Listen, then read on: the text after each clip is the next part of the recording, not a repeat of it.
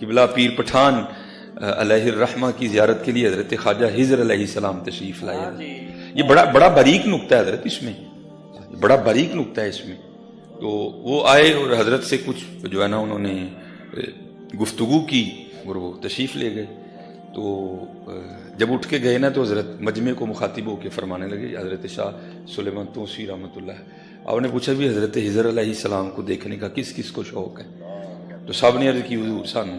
آپ نے فرمایا جاؤ پھر جڑے گئے جی حضرت خواجہ ہجر جی، وہ سارا ہی مجمع اٹھ کے چل دیا، لیکن قبلہ سیال کے تاجدار نہیں گئے. کوئی ہے پوچھا تو نہیں ویکھنا؟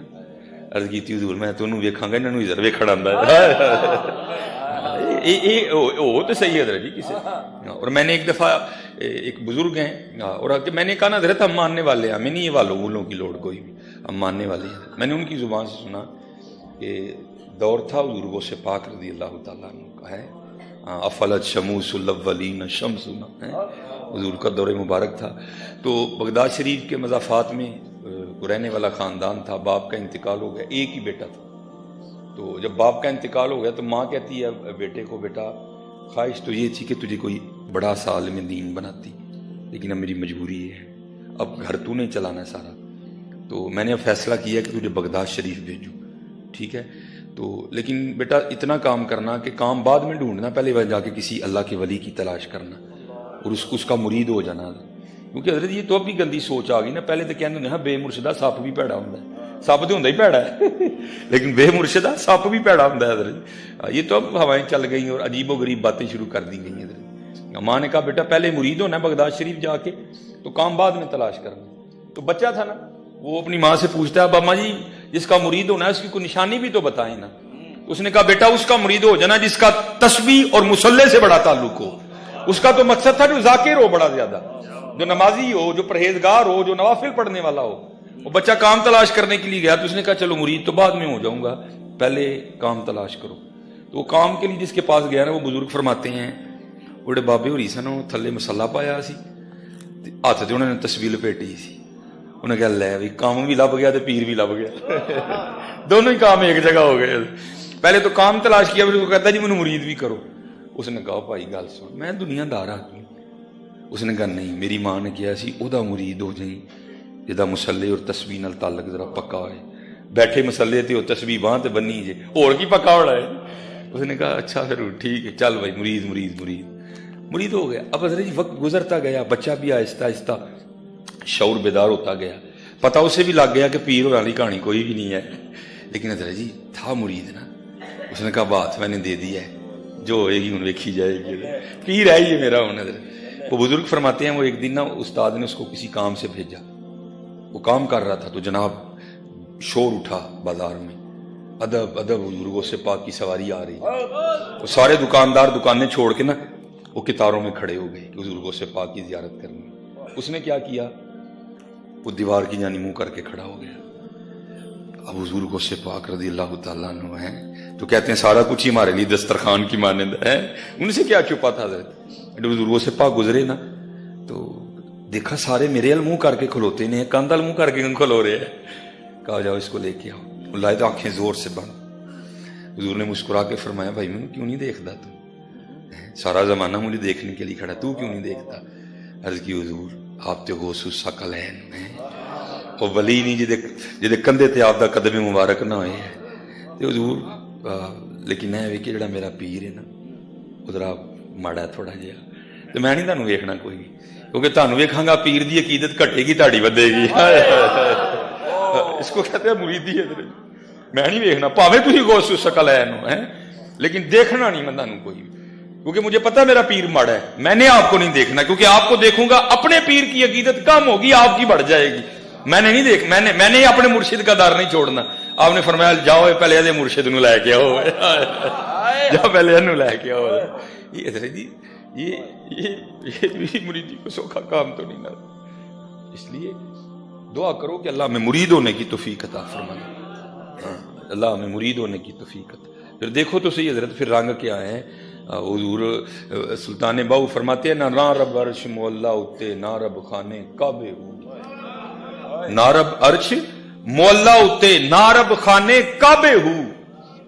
گنگا تیرتھ مول نہ ملیا پینڈے بے حسابے ہو نہ رب علم کتابی لبا نہ رب وچ محرابے ہو جددا مرشد ملیا باہو چھٹے سب بذابے ہو نہ میں جوگی نہ میں جنگم نہ میں چلا کمایا ہوں نہ میں پج مسیتی وڑیا نہ تسباہ کھڑکایا ہوں جو دم غافل سو دم کافر مرشد یہ فرمایا ہوں جیوے کامل مرشد باہو جنہیں سونا رب ملایا ہوں جنہیں سونا رب ملایا ہوں. ہاں حضرت جی یہ حضرت ابو بکر شبلی علیہ الرحمہ یہ آپ فرماتے ہیں کہ بس محبت نے یہ حضرت جی فطری عمل ہے, یہ فطرتاً ہمارے اندر موجود ہے. جو اللہ اللہ کرے گا نا سچے دل سے تو پھر ایک دن دل میں ضرور یہ بھی تمنا جاگے گی وہ جنہوں اینی دیر دے یاد کرنے انہوں ویکھیے بھی. یہ فطرتاً یہ تقریباً ہر صوفی نے یہ دعویٰ کیا, ہر صوفی نے. حضور بلے شاہ بھی کہتے ہیں, آپ فرماتے ہیں کونگڑ چک لے سجنا وے ان شرما کانو رکھیاں. اقبال نے بھی کہا, اقبال کہتے کبھی ہے حقیقت منتظر نظر آ لباس مجاز میں کہ ہزاروں سجدے تڑپ رہے ہیں میری جبین نیاز میں. اور قرآن کریم اس کا گواہ ہے. اللہ کے نبی حضرت موسیٰ علیہ السلام نے بھی عرض کی یا اللہ, لیکن کیا لن ترانی, کیوں نہیں دیکھ سکتے. وہ فلما تجل, بہرحال چلو ایک اور موضوع کھل جائے گا, وقت بھی نہیں اتنا. وہ حضرت, یا میں آپ کو بتانے مرشد ہوتا کیا ہے. حضرت مرشد اتنی بھی نظر رکھتا ہے. وہ حضرت ابو بکر شبلی رحمۃ اللہ تعالی فرماتے ہیں وہ محبت نے غلبہ کیا اور میں حضرت جنید بغدادی کی خدمت میں حاضر ہوں. جا کر میں نے عرض کی حضور کو نظر کرم فرماؤ کہ وصل ہوئے محبوب نہ ملاقات ہوئی. آئے آئے اور محبوب بھی قربان جاؤں حضرت انڈٹھیاں جدی تانگ دلان اتے بن ملیوں جدی یاری. بھائی دیکھا تو نہیں نا, لیکن حضرت کتنے لوگ حضرت ہر روز اس کے سامنے سر جھکاتے ہیں. جب دیکھیں گے تو کی عالم ہوئے گا. اور اس کا بھی حضور نبی علیہ السلام نے, یہ دیکھو نا حضرت جی یہ لائٹ ہے, میں میرے خیال سے 1 منٹ اس کو نہیں دیکھ سکتا. یہ میں نے تھوڑی دیر دیکھا تو میری آنکھیں دھندیا چندلا کے نہیں دیکھا جاتا. لیکن نبی علیہ السلام نے فرمایا, حدیث پاک کا مفہوم ہے, جب عشاق جنت میں اللہ جل شانہ کو دیکھیں گے نا تو اللہ جل شانہ اتنے سونے ہیں کہ عشاق 500 سال تک اللہ کو دیکھتے ہی رہیں گے, محو ہو جائیں گے اور آنکھ تک نہیں جھپکیں گے. 500 سال گزر جائیں گے, کوئی آنکھ بھی نہیں چپکے گا. اللہ جل شانہ جب اپنی شان کے مطابق جلوہ گر ہوں گے سب کے ساتھ. تو پھر اعظم چشتی نے بھی کمال لکھا. اعظم چشتی کیا کہتے ہیں, انڈٹھیاں جدی تانگ دلان اتے بن ملیوں جدی یاری بن زلفوں جدا قیدی دو جگ. اللہ تو پاک ہے نا بالوں سے. ہاں آپ رومانوی شاعری پڑھے تو کیا ہے اس میں حضرت, کہاں محبوب کے رخساروں کا تذکرہ, کہیں ہونٹوں کا تذکرہ, کہیں آنکھوں کا تذکرہ ہے, کہیں اس کی. اللہ تو ان سب چیزوں سے پاک ہے.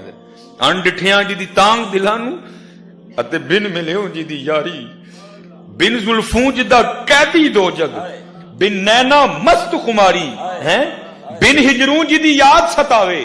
کو بندہ بڑا مغموم بیٹھا نا, بھائی کیا ہوا, یار میرا پتر اٹلی ہوں جاتا ہے مجھے یاد آنڈے ہے, لیکن وہ تو شارک سے بھی تیرے نزدیک ہے. بن ہجروں جدی یاد ستاوے بن صورت خلق پجاری آدم اوس دی حمد کی لکھا میری حمد و دے کس کاری. یہ فطری عمل ہے حضرت جی کہ جب کوئی محب, کوئی عاشق, کوئی سالک جب تسلسل سے اللہ اللہ کرتا ہے, پھر ایک وقت آتا ہے پھر نہ چاہتے ہوئے بھی زبان سے نکلتا ہے کونگٹ چک لے سجنا وے ان شرما کانو رکھیاں وے. پھر یہ فطری عمل ہے حضرت یہ, اور تقریباً ہر عاشق نے یہ دعویٰ کیا حضرت. اس سے آگے بھی بڑے بڑے ڈاڈے شعر ہیں جو میں نہیں پڑھوں گا حضرت. اس لیے کیا کرو اللہ اللہ, تمہیں کیا بتاؤں اللہ اللہ میں چاشنی کیا ہے حضرت. یہ اللہ اللہ میں چاشنی کیا ہے حضرت. وہ 1:45 اچھا ابو بکر نہیں حضرت پتہ کیا ہوتا ہے, آپ کا ڈر نہیں ہے کوئی سامنے نہ مفتی بول پہ. جڑے سامنے والے مفتی نے کو بڑا ڈر لگتا ہے, جو ادھر بیٹھے ہوتے ہیں ان کی نہیں ٹینشن ہوتی, جو سامنے مفتی ہیں ان سے بڑا ڈر لگتا ہے. میں پرسوں بھی فیصلہ آباد اسی طرح پروگرام تھا, آستانہ ہے مخدوم اہل سنت, تو وہاں میری تقریر تھی، میرے بعد قبلہ مفتی محمد خان قادری صاحب تھے، تو ارادہ ادھر پہلے انہوں نے کہہ دیا تھا بھائی ہم نے 2:30 بجے جو ہے نا وہ ظہر کی نماز پڑھنی ہے، آپ بیان چھوڑیں گے تو آپ کے ساتھ ہی مفتی محمد خان قادری صاحب کا، میں نے اس لیے ٹھیک 1:15 بجے جو ہے نا بیان چھوڑا، تو قبلہ خان قادری صاحب تو سامنے ایک مفتی صاحب بول پہ بھائی زور دا ٹائم ہو گیا، میں ٹھیک ہے جناب، وہ ڈر لگتا ہے باقی